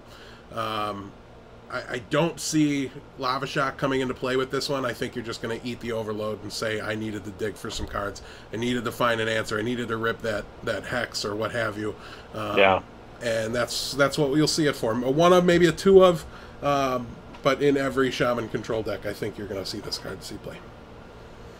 Yeah, you're probably right. Although, I don't know. Like, do you play this and like dig for your threats, or do you just play another threat? That's the real question. Like, do you just play an Alexstrasza? Maybe not Alexstrasza. Do you just play a Nefarian? Like, Nefarian gets you card advantage and is a big threat too. Like, I guess it doesn't do the I need to draw my silence now, but I don't know. I don't know. I don't know how much I like this better than just playing another big dude or another threat. Well, I am the control player that wants to play the reactive stuff. I want to have Lothar, Harrison, Black Knight. Like, those are my favorite decks that play all those hate cards that just get incredible in those value. decks, I definitely like this card too. So yes, I'll concede that's pretty sweet if you're playing a lot of those silver bullets. Yeah. And just, in against face decks, just gives you the ability to dig for that Lava Storm for a turn 5 play. You'll have no turn 6, don't worry, but hey, you don't need a turn 6 when you negated turns 1 through 4 on an aggro deck. So what the hell is Lava Storm? Lightning Storm. Lightning Storm? Oh, yeah. Okay. That's kind of what I thought you meant, but I wasn't sure. You just combined Lava Shock with Lightning Storm. Well, moving on here, John, we're talking about all the good commons now, because this is a Warlock card, and it is a 2-mana 4/3 demon. When this minion takes damage, also deal that amount to your hero. Oh, I didn't even see an ability. I just saw 2-mana 4/3, and I'm like, power creep! That's so weird, because that's all you should see, guys. Like, if you're playing this deck, it's not your demon lock control deck. This doesn't go there, okay? This goes in your, like, Suicide Zoo styles. Goes upstairs. Yeah. This goes upstairs. You smork your opponent's face so much with this card that it doesn't matter that the Wrath dealt 3 damage to you. No. One of the best. Really bad late, because you don't want them running in, this huge guy into it or anything like that. That is true. Like, my initial thought was, like, anyone who's ever played Jackal Pub knows that, like, it never matters that they can deal damage to you. However, this game is slightly different in that they can just run their 7/7 into this guy, kill your guy, and deal 7. So it, like, gives the guy trample. Actually, gives him better than trample. But actually, would it still deal 70, or would it only do 3? No, the minion takes 7. Okay, I figured. That's still not... The card's really good, I think. Yeah, it's not likely to happen, If you draw it late, you still play Flame Imp, even though that's bad when you draw it late, right? Like, it's for an aggro deck. You want to curve out. If you're playing it on turn 10 and you draw it when you're top decking, there was probably not much you could have drawn that would have saved you. Right. Anyways, so I don't know. I like this card. It's going to see some play, and I'm really, really interested to see where Zoo stands on this, because Zoo's so board control centric. I think there's a decent chance it doesn't play it. But then does that birth this further Suicide aggro lock deck? Like, it could happen. Give it +3/+3 and give them a mana crystal. Yeah. Oh yeah, that can't go terribly. No, because if they silence it, then you or your guy's just a 4/3 regular. Well, that's bad. True. Yeah, no downside. Yeah. Well, when you silence it, they lose the mana crystal, right? Nope, it stays. Not how that works. All right. Look for this card, guys. It's a good one, and look for some different Warlock decks than we've seen, since the last solo adventure. Yep. Moving on here, a Druid card. 2 mana, Darnassus Aspirant. It's a 2/3 with Battle Cry and Death Rattle. Battle Cry, gain an empty mana crystal. Death Rattle, destroy a mana crystal. Card's insane. Really, really good, right? Like, it's just wild growth that can go away, but like it's on a fair body. Everything about this card is really nice to me. And we were talking about the potential of like a Wailing Soul Druid deck. because if you silence this guy, you never lose that mana crystal. Right. Like, it's not like the death rattle's not a downside. It's just a. I guess it would be a downside on like turn 11 or whatever, like because it brings you back 9 maybe. But like the death rattle's not a downside. It's just putting you back at parity if they kill your 2/3. Like, are you kidding me? Like this, like they gave you 2 more wild growths, and this one is a 2/3 body. Like, what in the world is wrong with those? This card is insane. Right, like it accelerates the turn 4 this guy into turn 3 Keeper of the Grove, and then it also trades aggressively, has a real chance to get 2 minions on the way out against an aggro deck. So you gain a little bit of an advantage. Like it's like saying that Direwolf Alpha is bad because when it dies, my guy doesn't have one more toughness anymore. Right? More Yeah. power anymore. Yeah. It's like my guys get -2, -0. It's like that. What? No, you're just taking back what you already took from me. Like what? Right. Like that's not how you're not losing anything when Direwolf Alpha dies. You just don't have the super advantage that it gave you at the beginning. Right. And as in the programming world, they like to say it's not a bug; it's a feature. It's just you're losing the upside. You're not gaining a downside when that mana crystal goes, unless you're playing. I don't know. Well, what could you do? How terrible could this get? Let's play this game. So you play a piloted shredder, and then it dies, and now your death rattle gets doubled by Baron Rivendare. Oh. Now you do lose a mana crystal. That's the kind of thing that has to happen for this card to have a downside. So, for what it's worth, this card is a slight nerf to Piloted Shredder. Because Piloted Shredder can spit this out, and you only get negatives. That's a fair point. I like it. Slight. It's not terrible, but it could be pretty bad. Yeah, and this is the card that actually made me think, when I talked earlier about the Wailing Soul Druid, it seemed like a stretch with the Ancient One. This is the card that made me want to do it, right? Like, it's like, how do I make this really good card even more dumb? And I don't want to waste my turn 2 this turn 3 Wailing Soul. You can just do that. Yeah, it's a fine play. Wailing Soul's a good body. You just don't play it because it's just usually all downside. But if you make it an upside, then you're fine. Or you go turn 2 this, turn 3 another one of these, and an Ancient Watcher turn 4. Why not? Turn 4 Wailing Soul. This card might be the best card in the set right now, in terms of it's top 5 for sure. Avianto. Avianto. Well, if that card's top 5, I think this card's definitely top 5. You like this card. Of course I love this card. It's super boring. It's probably pretty good, but it's really boring. I don't want to talk about it. I both PogChamped and Craigasmed. This card. I PogChamped and Craigasmed when I saw this card simultaneously. Half my face was one, the other half was the other. Doesn't seem like it would be super exciting, but think about this. 3 damage, gain 3 armor. This has the versatility to go face and help the Control Warrior finish off the game, but it's a great way to kill your opponent's Knife Juggler and get some extra value. Stupid Shield Maiden. I hate this card. Oh, this is the best. I hate it so much. Oh, it's so good. Everything about Control Warrior wants this card. It's good. It's stupid. This is another shining example of why I think they're making a concentrated effort to slow the metagame down. They want the control decks back. They want me and you in this epic battle, back and forth. They want that. They don't want people just playing minions, and I love it. I love it. Even if it's just for one set and they go back to everything as charge and everything hates Jim and whatever, I don't care. This is my time. This is my time. What if this costs 6 mana, dealt 3 damage to everything, and you gain 5 armor? I'll play it. I don't care. Yeah, that card would be insane. Yeah. Of course it would. Yeah, this card is really good. I hate it because it's good, and this makes me sick. Yeah, it's incredible. I love it. I totally agree with you. It's awesome. Moving on to the legendaries here, John. Ooh. Well, we'll start with one that might be a little womp-womp. But we have Adric the Pure. He's a 7 mana 3/7 with a battle cry. Change all enemy minions attack to 1. So he's not bad, right? I mean, he has an obvious upside here where he completely nukes your opponent's side of the board. Yeah. But at the same time, like you've got this 3/7, John. Yeah. I can't get over the fact that this card has almost the exact same art as the Magic card Fire Slinger. Remember that card? I do not. Trying to think. Just Google, if you Google Fire Slinger, it's got like the same art. Like he's doing the same exact thing. He's like, it's weird. Yeah, I mean, this guy, he's like, I would rather just play the,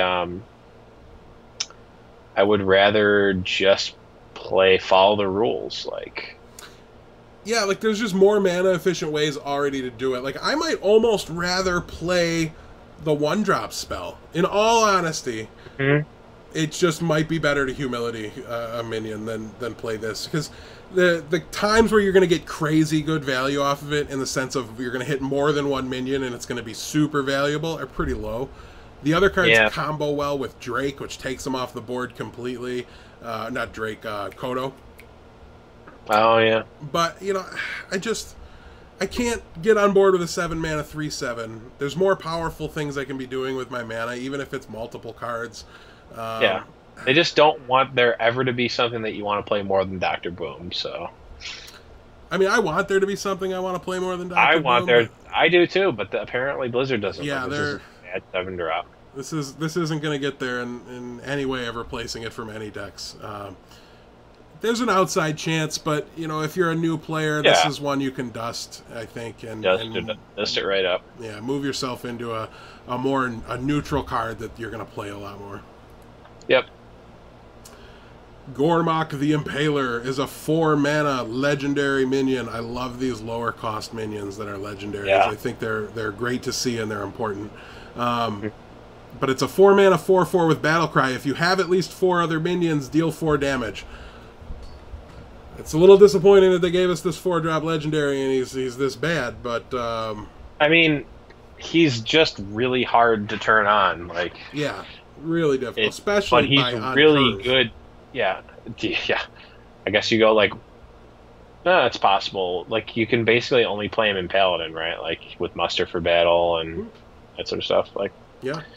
It's also possible that like that all-in 1-drop hunter deck like plays this guy at the top of the curve. Like, this guy's really good.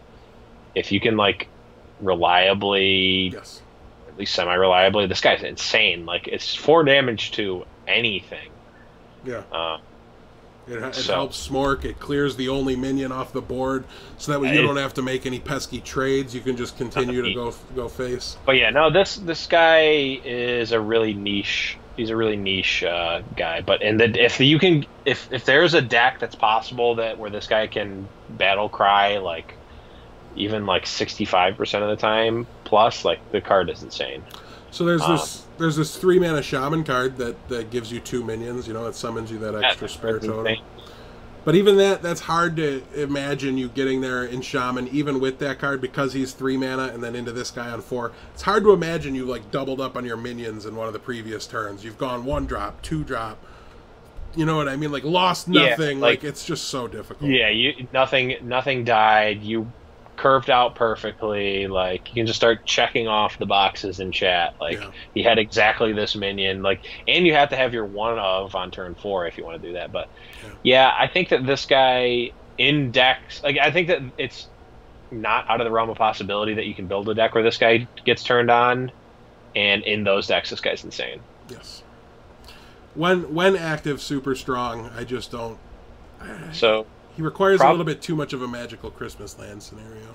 Yeah, I probably wouldn't dust him though. In the paladin and shamans of the world, where like you could theoretically just get it there off your hero ability in the late game, like, it's possible that you see him somewhere. Wait on dusting him, because there's people out there that are going to want him to work because of how powerful it'll be to get the full value off the battle cry. So if people are going to try to make it work, let some pros take a stab at it and see if they can get somewhere with it.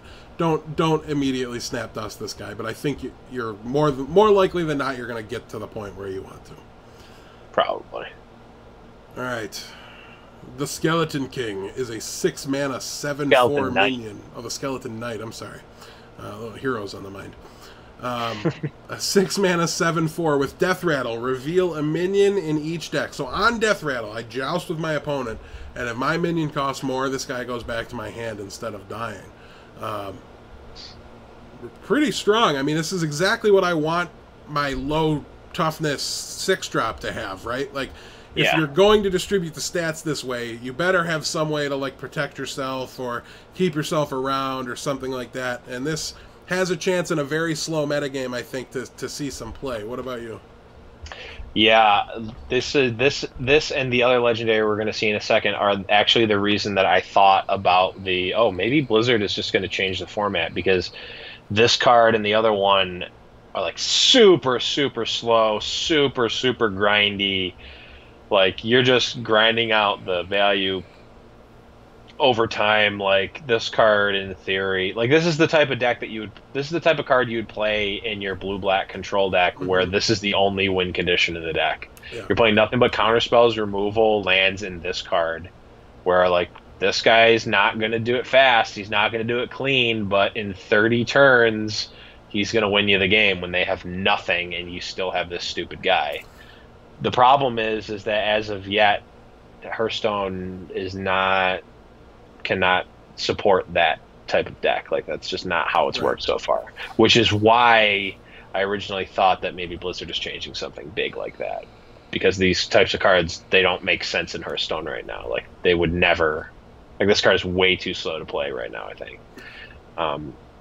Like, even if you can get him back every time, like, 6 mana, like, if he was cheaper, like, then you can play him and another spell reliably. I mean, 6 mana might be where that needs to be, but right. Yeah, he's not great, and you're probably not to rush to play him. But there's a niche home out there. There's a day and a time when the style deck exists. You know, initially I thought this sort of thing lends itself really well to a mill style deck, since it can reset your fatigue count. But not if your deck's empty. You can't win a joust if both players' decks are empty. So yeah, this also doesn't go back to your deck; it goes back to your hand, so it doesn't reset your fatigue. Oh yeah, that's a really good point. Yeah, never mind.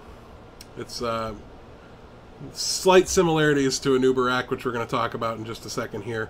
Yeah, I wish that this guy just came back to play.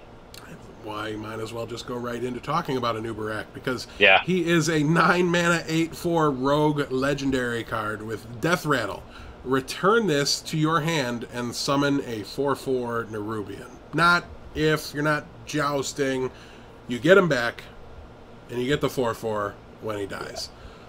Yeah. I love it. That effect is really powerful, and this guy is really good, but he is really expensive and really slow. This is like another one of the, like, you don't need any other win conditions in your deck. You just play removal in this. This is like a classic, like, blue-black control, playing nothing but counter magic deck. Like, this guy's going to get there in 48 turns, like, no matter what. Yeah. But barring the silence of doom. Right. The problem is like, yeah, silence, like, all these things just make it not work in Hearthstone right now. Yeah, and this is another card that lends me to that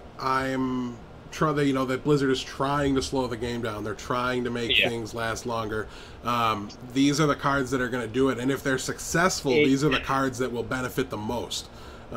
Yeah, the problem is like, you don't slow the format down by giving you more, like, fat creatures and, like, big, like, game-ending spells to play. Like, you slow the format down by letting me deal 3 damage and gain 3 armor. Yeah, that thing. Like, having like a 2-mana, like, 0/8 taunt, like something like that. Yeah, like there's that 4-mana 1/8, like, inspire, gain 2 life or something like that. Like, that's another thing that might, like, help a card like this get played. But yeah, this guy is just, to me, now they're different classes, but this card is strictly better than Malorn. But this doesn't go back to your deck either. This goes to your hand. I understand.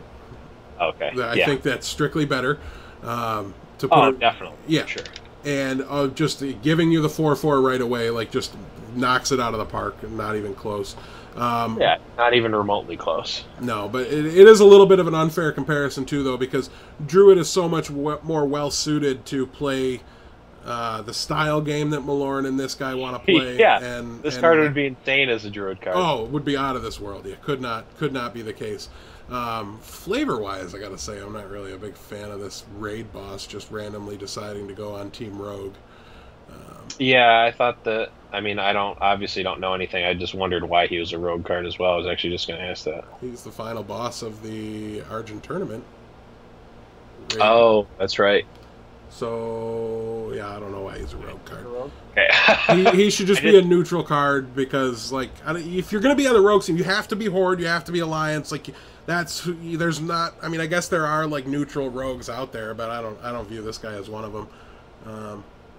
Yeah, I don't know. Weird from a flavor perspective, but I don't care too much about that. Yeah.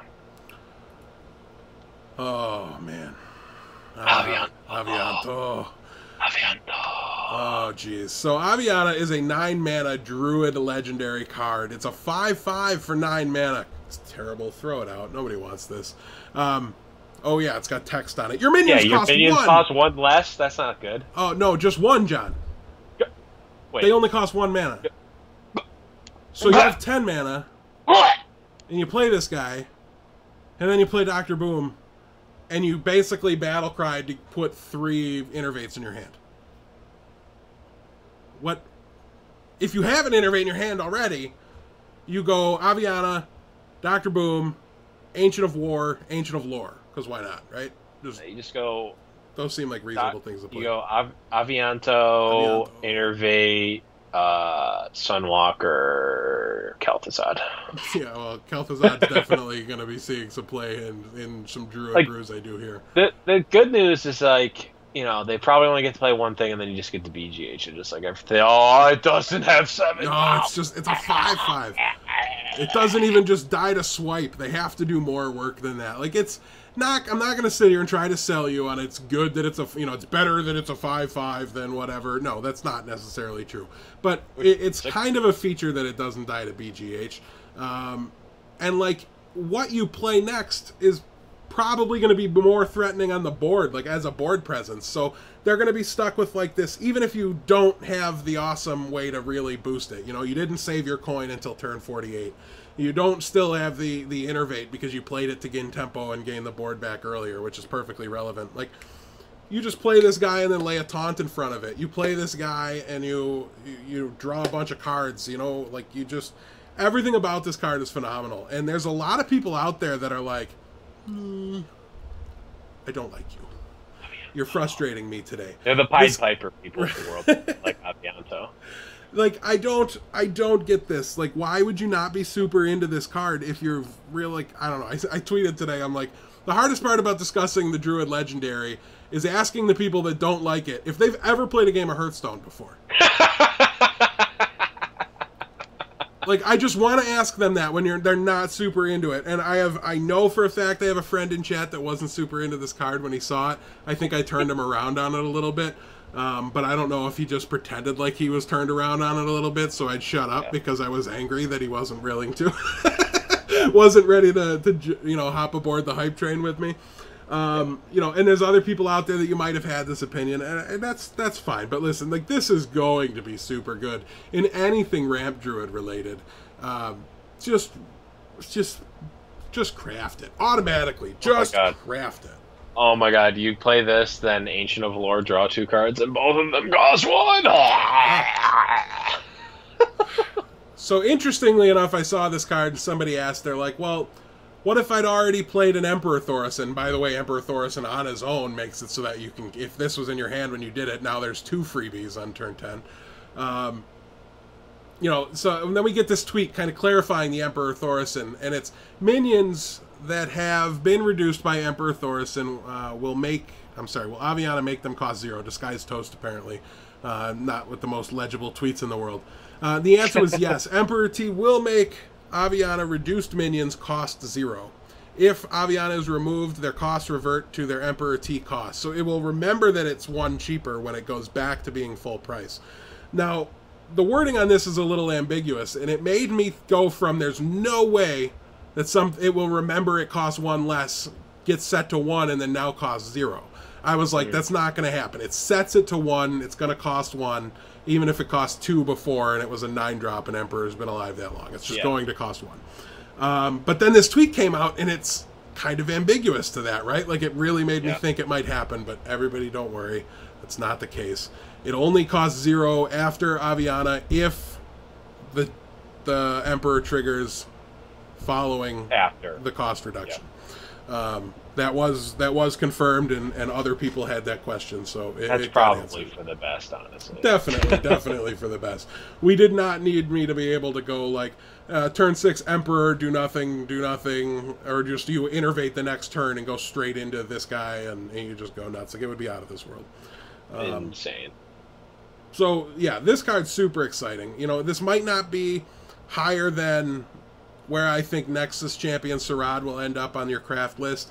But mostly because this is a class legendary. Right, but it's definitely way more powerful. Like, this is more powerful than almost any minion I can think of, and that includes Dr. Boom, and part of it's just because, like, I'm going to play Dr. Boom with this card so much, it's going to make everybody's head spin.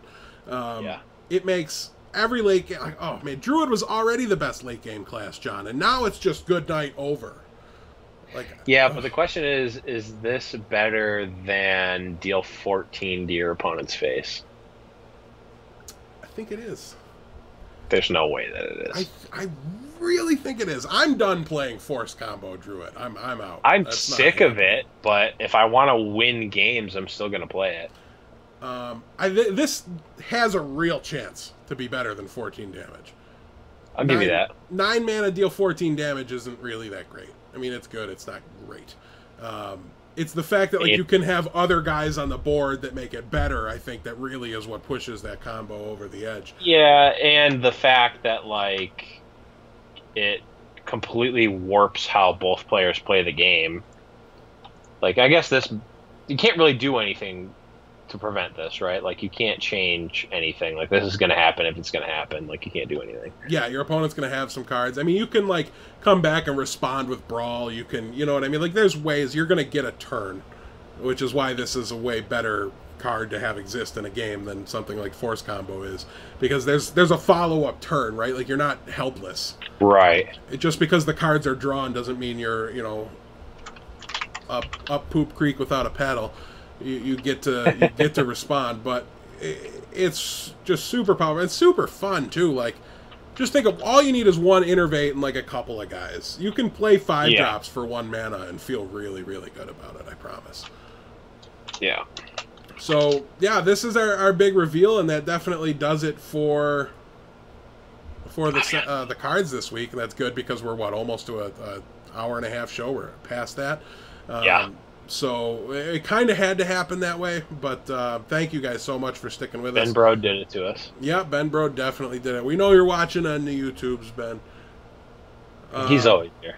Yeah, he's always with us. So, all right, we're going to talk briefly about this Brawl quick and then get to some Q&As. So, let's not talk about the Brawl. The Brawl mask, I'm just going to read it. I'm just going to read it. You're making it take so much longer. The Masked Ball. At the SI7 Mansion in Stormwind, they have a grand masked ball every year. Everyone is in disguise. When a minion dies, its disguise is revealed, showing the minion to actually be a different random minion that costs 2 less and ready for another fight. So essentially, every minion has Death Rattle. Summon a random minion that costs 2 less than this. It doesn't actually have Death Rattle, I don't think. I haven't played it yet. Nope, it does not. So you can't, abuse Baron Rivendare, things like that. John has already played a game of this. He wasn't a big fan of it. He said it was kind of buggy, and he had some issues with, like, 2 drops not getting 0 drops. Doing weird things. Yeah, that's right. Yeah, KT was a little weird. So, I don't know. You get to build your own deck, which is good to me. Cool. To me, this is the same as play a spell, get a random minion. It's just a slightly different ball game. So, we'll have to see. I haven't done it yet to really pass much judgment, but there's nothing they can do with these anymore that's going to get me excited about them. So, unless they add more packs, like you get a pack each time you win. And then you lose cards from your collection when you lose. Nope, I'm out. I'm in. I'm all in. Unplayable for people with Goldens. No, I'm going complete. I'll get a complete golden collection. I'll play nonstop, and I'll just have a better win percentage. I would finish my EU account. I would let my EU account get risky with it. All right. Anyways, guys, hit us back with those Q&A questions, John. Any of them that you I got saved? a couple. I've got 4 questions right here. Although I love to note that Elbotron literally says nothing the entire cast, except when someone talks crap about us, and then she just does the little carrot to show that she agrees with it. That's why she's the greatest. Yep. Okay, so we've got Q&A for later. Do we have access to a lot of tournaments? Anyone know offhand? I think that was Peach that asked.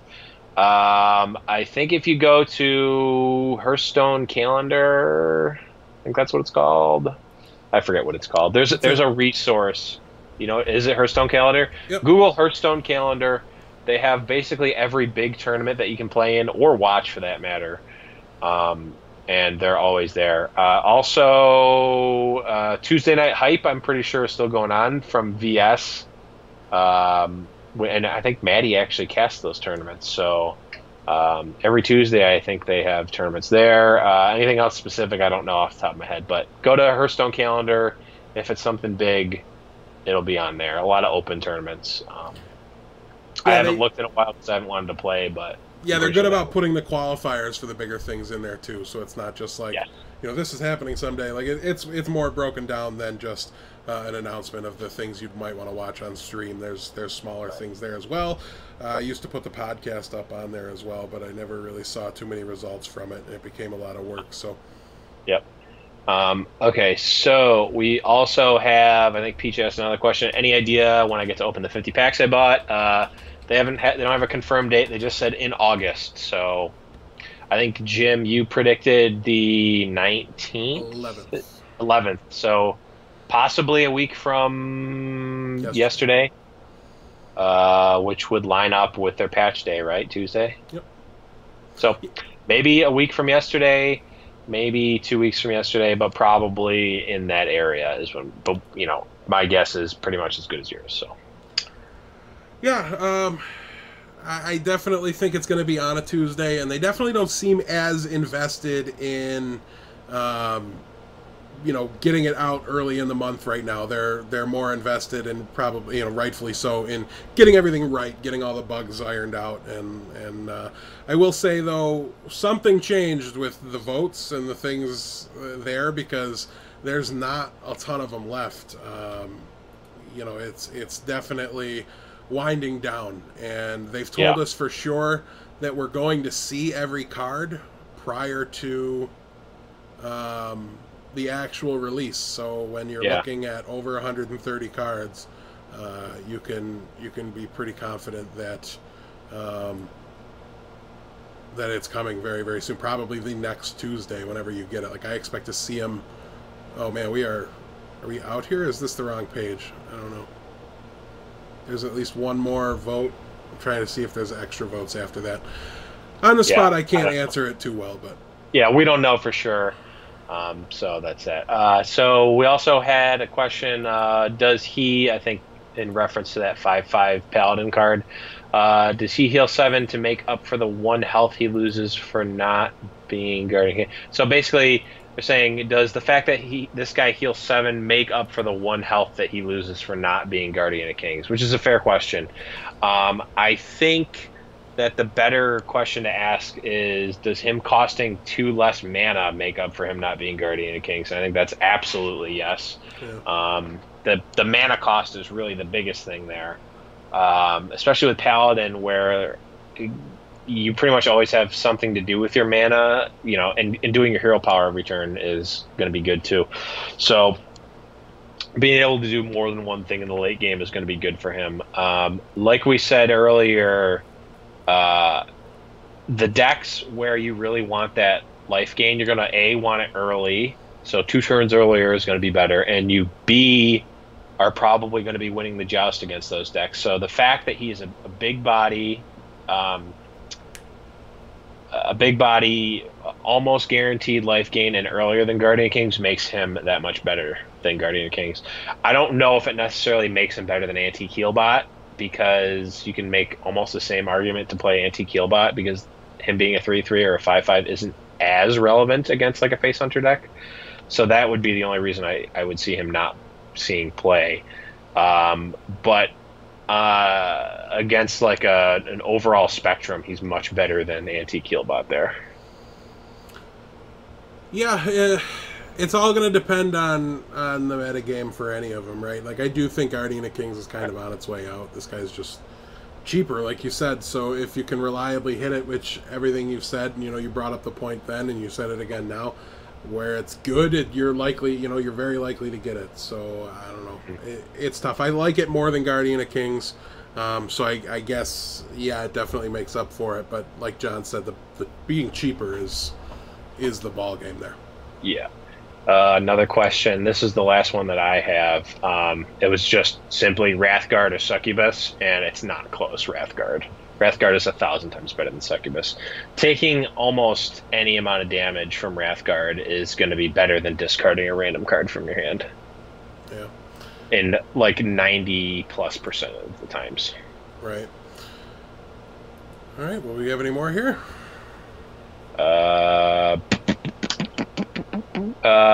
There is a couple more. Q&A with these cards. Will your opponent's minion be revealed to you, or will you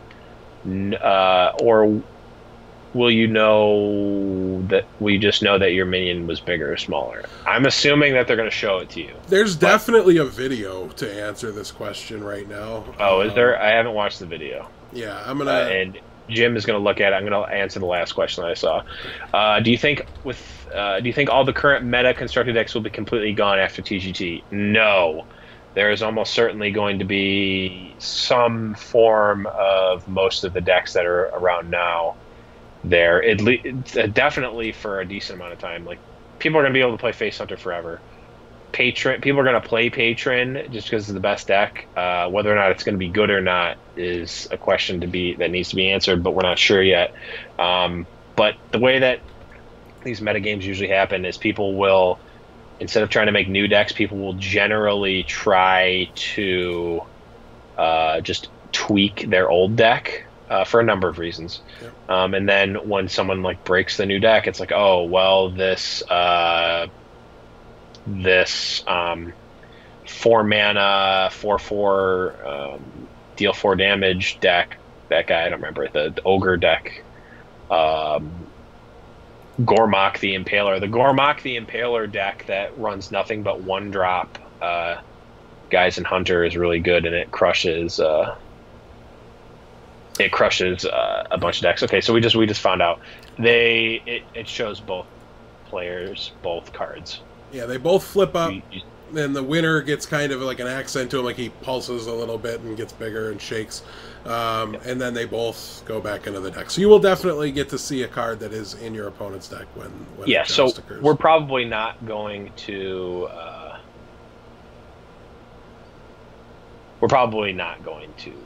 see the decks go away. Like, we're going to see most of the same decks around.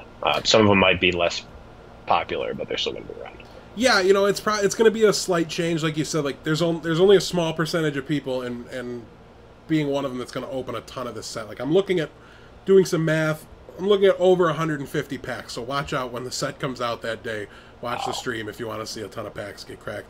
Wow. Yeah, it should be a lot of fun. And there's not a ton of people that are going to do that, right? So most people are going to be in a situation where they're, they picked up 1 card, 2 cards. So it's going to take a while for people to really migrate their collections into what the new meta is, as the people that go crazy and just are going to buy everything and craft everything. Like, I'll have those packs, and then I think by the time I dust all the extra stuff, I'll be able to craft 3 legendaries. So it should be a pretty good setup for me once the new set comes out. And I plan to not touch any of the current meta decks. But not many people are going to be able to afford that. So by that virtue alone, it's just going to take some time for things to change. It won't be too fast. Yep. But I do expect the control decks to see good and there to be significant variations to things. There's no way Handlock goes away, for example, with Wilfred, but you're also going to have Wilfred for it. True. Druid ramp. That's been around forever, and that's Avianto's going to change that significantly. If you don't know what the name of the episode's about, by the way, you should be watching the TV show Silicon Valley, so you should probably do that. Yep. All right, I think that's it. Am I right here, John? Yeah, we are this is like a double show right now. It's going to lead to a small after show, I can promise you that, but nonetheless, we will wrap things up. Yeah, I'm not going to be around for it. John's just piecing out. The second half of the second show was the after show. Yeah, I'm really just going to do my brawl win and hang out with you guys for a few minutes, and that's pretty much it. So, yeah. Thank you guys so much for hanging out with us, watching on YouTube, sticking through the whole... How many of you guys here today? Yeah, a lot. It was really fun. And a very active chat, not that we can really watch it, but we appreciate it nonetheless. And it helps, I think, it attract new people, when new people come and stop by and check it out. It's a lot of fun, and it helps them feel a part of the family since we can't talk to them. So thank you for that, guys. Okay, so the last question, very last one. Seven says, when are we doing Stump the Blevins? We are going to get back to the normal show schedule after spoiler season, when we actually are forced to write shows. So even if like next week there's not a ton of spoilers, but we can't do it this week. When we might do a baby show tomorrow. Yeah, we're at 2 hours this week. We might do a baby show next week just because there's probably not going to be that many spoilers, and also we did like a double show today. So yeah, or we'll have the entire rest of the set to talk about, and then it'll be the last show we don't do Stump the Blevins. Yes. One of those three. I'm Jim. That's John. Thank you guys so much. You have a great night. See ya!